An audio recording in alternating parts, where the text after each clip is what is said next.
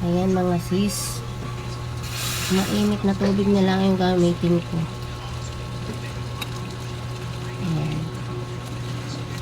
Mainit na tubig muna ang gagamitin ko.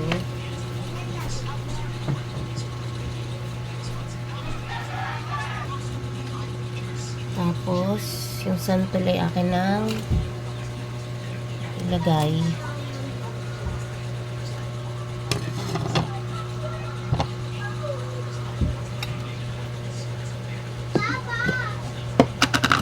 Yan natin ang asin.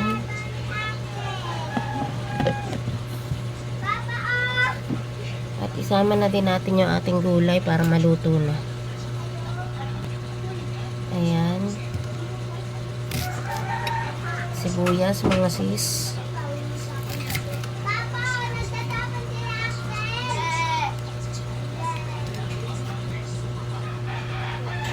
Ayan mga sis. At dahil nga ang bangus natin ay isda, ang isda natin ay bangus. Ano ba yan? Bali-baliktad na naman. Isasama ko na siya gawa ng hindi naman siya madaling alam mo yung ma-overcook, hindi kagaya ng mga tilapia madaling madurog. Yung bangus kahit una mong ilagay ay hindi siya madaling madurog. Ayan, 3 lang yung aking niluto at ako nga lang ang kakain. Yan, isinabay-sabay ko na sila. Mamaya ko na ilagay yung talbos pag luto na silang lahat. At yung talbos ay malantalaang ay okay na. Ayan mga sis. Ayan, mga meses. Luto na, umuusok-usok pa yung aking sinigang sa santol. Dahil luto na sila, ay ilalagay ko na yung aking mga talbos.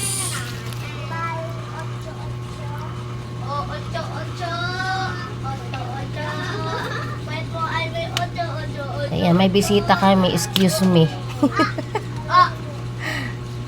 Atin lang ilubog ng kaunti. Tatakpan muna natin para malanta.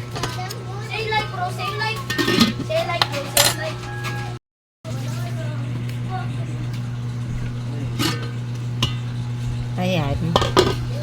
Ayan mga meses. Lutong-luto na yung aking sinigang.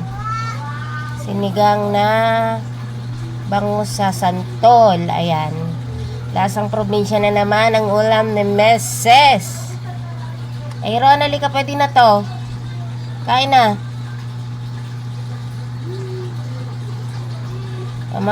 Kulo pa siya, mga meses ko. Ayan. Sarap ng sabaw na yan.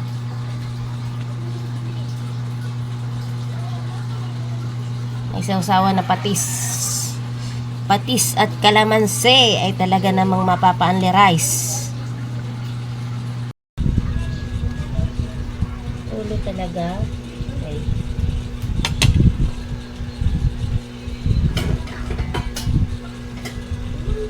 Ika siyang ulo doon. Ulo talaga ang aking uunahin kasi ito yung aking favorite. Si JD naglalaro sa labas.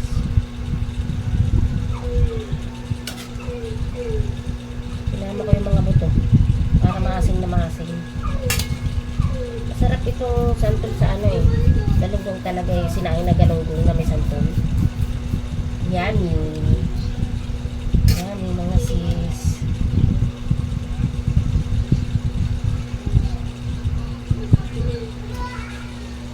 Yummy sis. Yung aking sinigang sa santol.